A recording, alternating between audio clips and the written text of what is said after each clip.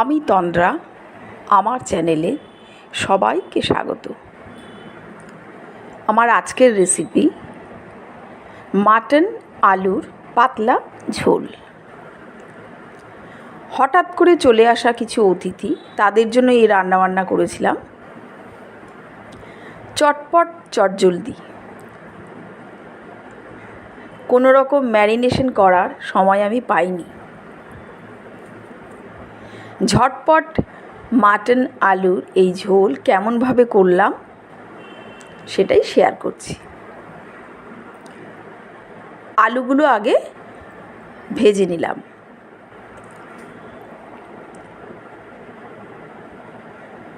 আলুগুলো খুব ভালো করে ভাজা করে রেখে দিলাম।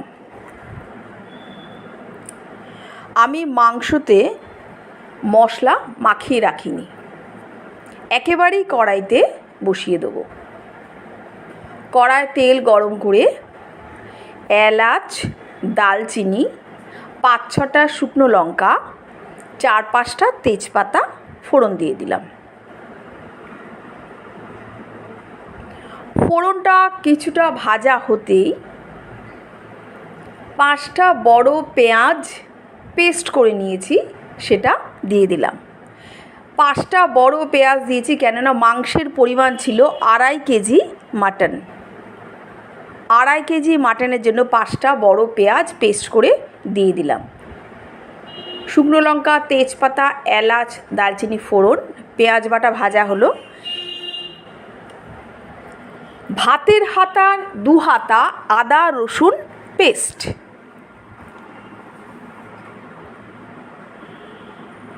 আদা রসুন পেঁয়াজ খুব ভালো করে ভাজা করে নিলাম। 3টে টমেটো আমি পেস্ট করে নিয়েছি, সেটাও দিয়ে দিলাম। 3টে টমেটো পেস্টের পর বড় চামচের 3 চামচ, বড় চামচের 3 চামচ জিরে গুঁড়ো,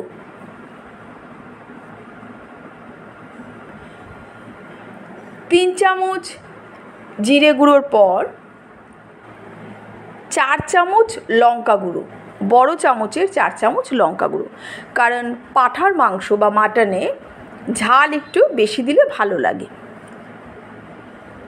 2 চামচ, বড় চামচের 2 চামচ হলুদ গুঁড়ো,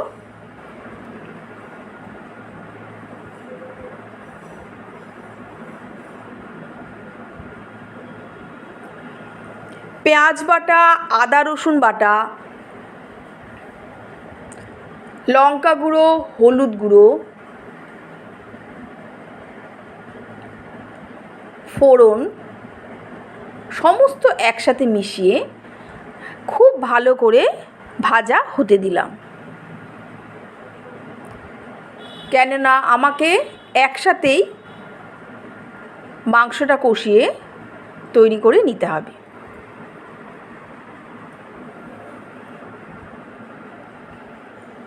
তারপর ভাতের হাতার বড় হাতার 3 চামচ দই, টক দই দিয়ে দিলাম।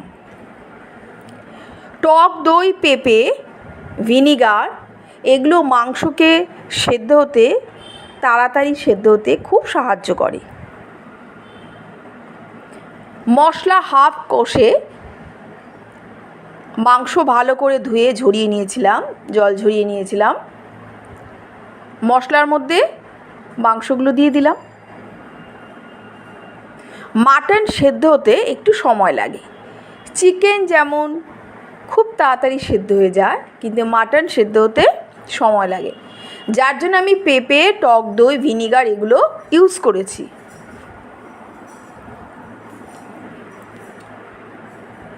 সমস্ত মশলা মাংস একসাথে কষিয়ে পেঁপে, ভিনিগার, টক দই ইউজ করেছি। মাংস কিন্তু মোটামুটি আমার সেদ্ধ হয়ে এসেছে। যে আলুগুলো আমি ভেজে রেখেছিলাম মাংসের মধ্যে মিশিয়ে দিলাম। মাটন আলু খুব ভালো করে নাড়িয়ে চাড়িয়ে আবার সেদ্ধ হতে দিলাম। মাংসের পরিমাণটা একটু বেশি ছিল বলে কড়াই কিন্তু একদম ভর্তি।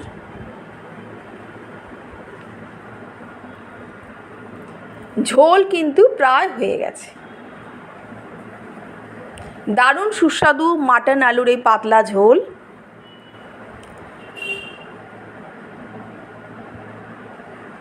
চটজলদি আমি মাংস যখন মোটামুটি হয়ে এসেছে, কিছু স্যালাড চাই। স্যালাডের জন্য টমেটো, পেঁয়াজ, শসা, গাজর সমস্ত একসাথে ভালো করে ধুয়ে কেটে সাজিয়ে নিলাম, সেটাও আপনাদের সাথে শেয়ার করলাম।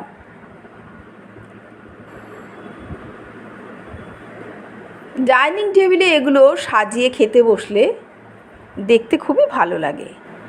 তার মধ্যে আমাদের কিছু অতিথি এসেছিল, খুব তাড়াতাড়ি আমি এই রান্নাটা করেছিলাম, সেটাই শেয়ার করলাম। স্যালাডের প্লেট রেডি।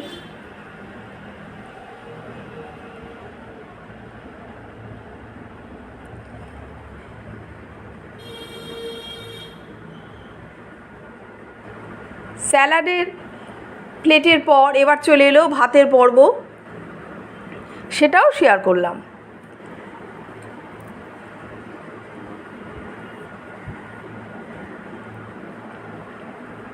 প্রত্যেকের জন্য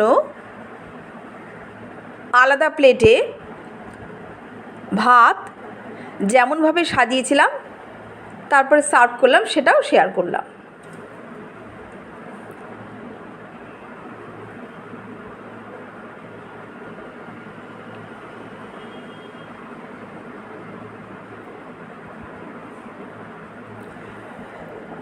মাটন আলুর পাতলা ঝোলের সাথে অন্যান্য আরও কিছু রেসিপি আমি করেছিলাম। লটকে মাছের ঝুড়ি, ডিমের ডালনা, 5 রকম ভাজা, শাক ভাজাও ছিল তার মধ্যে, সেগুলো আর দেখাইনি। প্রত্যেকের জন্য যে থালা বা প্লেট সাজিয়ে দিয়েছিলাম সেটা কিছুটা শেয়ার করলাম। মাটন আলুর ঝোল কিন্তু তখন গ্যাসে ফুটছে।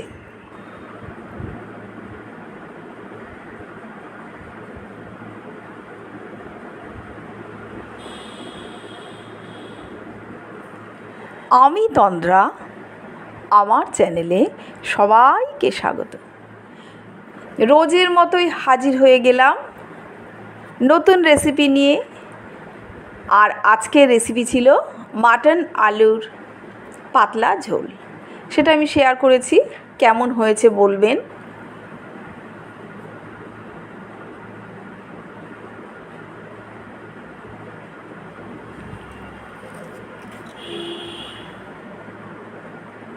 ভাত সাজানোর পর্ব তখনও চলছিল।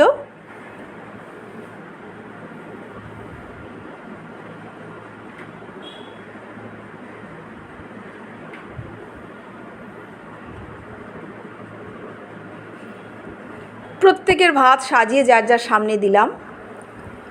আর মাটন আলুর ঝোল কড়াই থেকে নামিয়ে আলাদা কোনো জায়গায় ঢেলে আমি আপনাদের সামনে দেখাইনি, কেননা পরিমাণটা এতটাই বেশি ছিল যে কড়াই থেকে প্রত্যেকের জন্য বাটিতে মাংসের ঝোল তুলে তুলে সবাইকে থালার সামনে সার্ভ করেছিলাম। মাটন আলুর ঝোলে একদম শেষে দিয়েছিলাম শাহি গরম মশলা। ঝোল রেডি। দারুণ স্বাদে, দারুণ উপাদেয় মাটন আলুর এই পাতলা ঝোল একবার করে দেখবেন, দারুণ সুস্বাদু। সেদিন দুপুরের খাওয়া আমাদের একদম জমে গেছিল।